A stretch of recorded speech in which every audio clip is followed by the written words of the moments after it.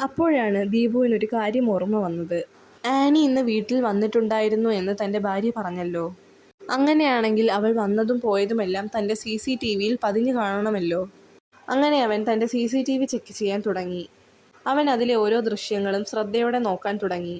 ഇത് കണ്ട അവൻ്റെ ഭാര്യ ദീപുവേട്ടനെ പഴയ കൂട്ടുകാരിയുടെ മുഖം കാണുവാൻ തിടുക്കമായില്ലേ എന്ന് ചോദിച്ച് അവൻ്റെ കൂടെ വന്ന് നിന്നു.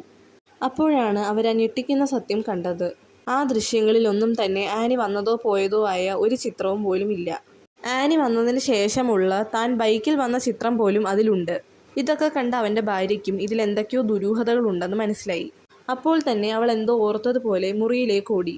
അവൾ മുറി മൊത്തവും എന്തോ തിരയുകയായിരുന്നു.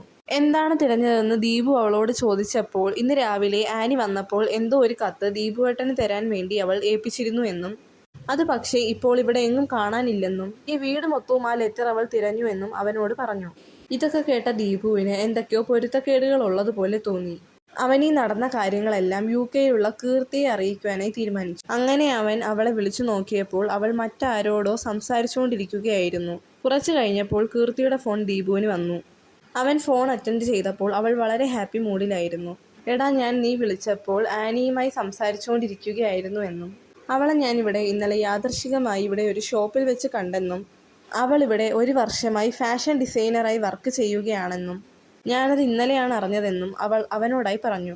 ഇത് കേട്ട ദീപുവിന് അവളോടിപ്പോൾ എന്തു പറയണമെന്നറിയാത്ത അവസ്ഥയായി. ഇതിനുശേഷം ദീപു നീ ഇന്നലെ ആനിയെ ഷോപ്പിൽ വെച്ച് കണ്ട കാര്യവും അവളോട് സംസാരിച്ച കാര്യവുമെല്ലാം ഇപ്പോൾ തന്നെ ജോഷിയെ വിളിച്ച് പറയൂ എന്ന് അവളോട് പറഞ്ഞ് ഫോൺ വെച്ചു. അപ്പോഴാണ് ദീപുവിന് പെട്ടെന്നൊരു കാര്യം ഓർമ്മ വന്നത്. ഇന്ന് രാവിലെ കോളേജിൽ വെച്ച് ആ കുട്ടി കൊണ്ടുവന്ന ലെറ്റർ അവൻ ഒന്നുകൂടെ നോക്കുവാനായി തീരുമാനിച്ചു. അപ്പോഴാണ് ഒരു കാര്യം അവൻ്റെ ശ്രദ്ധയിൽപ്പെട്ടത്. ഇന്ന് രാവിലെ ആ ലെറ്റർ കണ്ടപ്പോൾ 3 ചോരപ്പാടുകൾ എന്ന് തോന്നിക്കും വിധം 3 കുത്തുകൾ മാത്രമേ ഉണ്ടായിരുന്നുള്ളൂ.